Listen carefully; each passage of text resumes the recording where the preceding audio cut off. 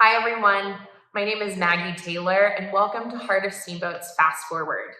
This week, if you're in Steamboat, I would encourage you to stop by the church at 10 o'clock on Sunday morning. We are going to be celebrating our graduating high school seniors, and we'll get to hear a little bit from them, which is always a wonderful experience as a part of church.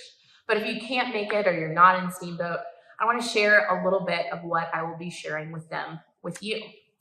Last year, when we had our senior Sunday, I started by sharing what I called sassy scripture. And this year, it's a different set of sassy scripture. You might ask yourself, what does that mean? For me, sassy scripture is scripture that is always applicable into my life, no matter what stage of life I'm at. And it's also scripture that inspires me to maybe not follow what everyone else is doing. It might be scripture that really challenges me, or scripture in which I feel like, oh, this is a completely different way of looking at God's purpose and call for my life. And they come all throughout the Bible. There are a few pieces of scripture sometimes that just hit us in this way, and I try to look for new ones every year for our senior Sunday. So if you're in town, I would love to see you as we celebrate our graduating high school seniors. We have a huge class of about 14 kids this year. And if you're not, then I hope you join me in this journey as we learn a little bit of sassy scripture, which is not only applicable for the lives of our high school students that are going out into the world to do different things, but also graduating college students and people transitioning in their lives, or people just going day to day. Wherever you are in your life, I think these three lessons are applicable. We're going to start off in Exodus, in the Old Testament scriptures, or the Hebrew Bible, as we call it, with the story of Moses. Moses was a man who was born in a time of persecution and ended up growing up in the house of the Pharaoh. He killed a man and had to flee. And the reason he killed this man was he was abusing someone else. But after Moses fled, he started a new life and kind of put everything that happened in Egypt behind him, until one day he passed a burning bush.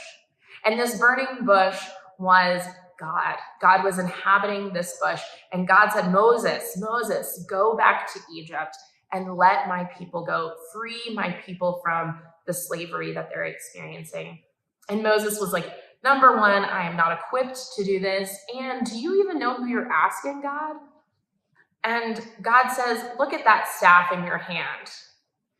He looks at it, it becomes a snake and then back into a staff. And God says, I have given you all the tools that you need to do this, and you are called. Moses goes on to go back to Egypt and frees the Israelites from slavery and leads them to the promised land. With that staff that God equipped, he made water in the middle of the desert. He parted the Red Sea. And so from this piece of sassy scripture, we can learn that not only are we called, but God equips the called.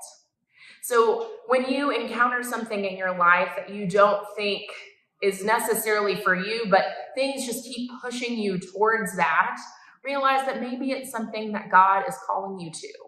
Maybe even if it's uncomfortable or hard, or you don't think it's in your skill set, it might be something that is for you, that God has purposefully planned and put in your life. And if that's the case, then God will equip you to do it well. God equips the called. God does not call the equipped. And know that just because you might be feeling nervous about something, it doesn't mean that that means it's not for you. So that's sassy scripture number one. God is calling you, and God will equip you for what you are called to. Sassy scripture number two comes from the lessons of Mark 7, verse 28. Jesus is on his way teaching and preaching, and he comes across a woman who is identified only as the Syrophoenician woman. Her daughter is sick, and she asks Jesus to come and help and heal her. And Syrophoenician people would not have been Israelites or Jews. And Jesus said, pretty much, I need to go to those who are my people. And she responds, but don't even the dogs eat from under the table of the humans? And in this, she advocates for herself and helps Jesus recognize that even though she wasn't a Jew, she was still a human being and should be valued, and that her daughter's life, just like the life of anyone else, should be taken into consideration, and the healing of her should be as well. So this sassy scripture lesson comes from the Syrophoenician woman, not necessarily from Jesus. And the sassy thing that I want you to understand is that you must advocate for yourself. As you go out into the world, whatever it is that you are doing, I hope that it's easy. I hope that you are able to have doors opened for you in a multitude of ways. But we know that that is not always the reality. And when that's not, you must advocate for yourself, just as this woman did. She knew that she needed help. She knew that Jesus could provide what she needed for her daughter to be healed, and she advocated for it. So don't ever let someone tell you you can't do something or you don't deserve something and take that as the last word. Advocate for yourself.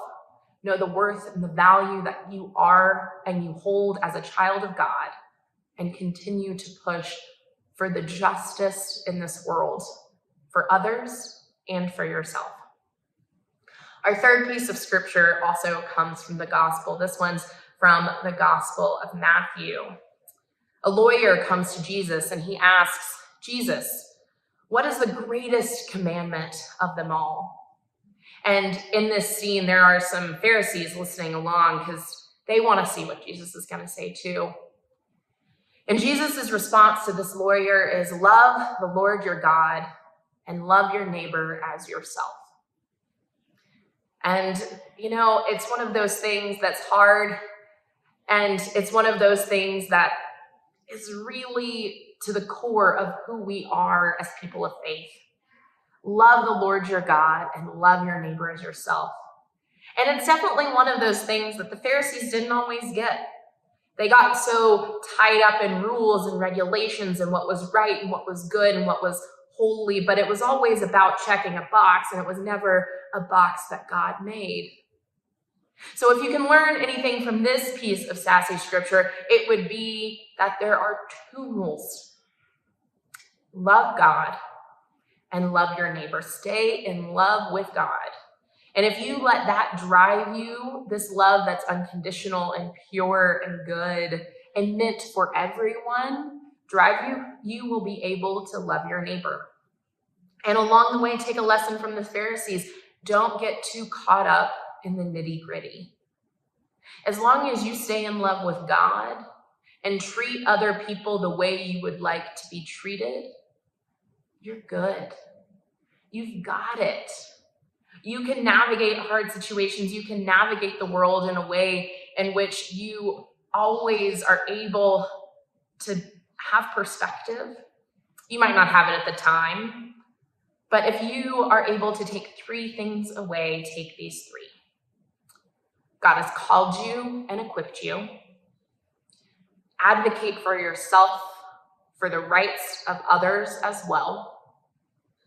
And stay in love with God and love your neighbor as yourself. If you are able to keep these things in mind, then unlike the Pharisees, you won't worry about the boxes you have to check. Now, sometimes you'll have to check them. There will be an administrative form you'll have to fill out to graduate. There will be a list of things that you must complete. There will be multitudes of administrative forms and tasks to do. But don't worry. Know that as long as you are a child of God, and that's something that's not going anywhere, that you are covered with the love and grace that is a part of our faith. As you go out into the world, whether you're leaving high school or you're going about just your day, know that these are things that are meant for you. Love is meant for you. The right to exist and inhabit this world in a justful and peaceful way is meant for you. And last but not least, being able to know that you have purpose is for you. God put us all on this earth with purpose and call, and we just have to find out what it is. Sometimes that journey is really quick. Have you ever met somebody who just seems to be meant for what it is they're doing? Whew, they're lucky. But sometimes it takes a while. But don't be discouraged, because in the midst of it, you are making people's lives better around you. You are doing amazing and really freaking cool things. And you are being a beautiful and beloved child of God. So friends, go out into the world, whether it's to a new career or a new job or a new day, and advocate for others. Know that you are loved and called. And make sure that you don't get too caught up in the nitty-gritty, in the boxes, because at the end of the day, as long as you've stayed in love with God and you are loving your neighbor, you're good. Have a blessed day.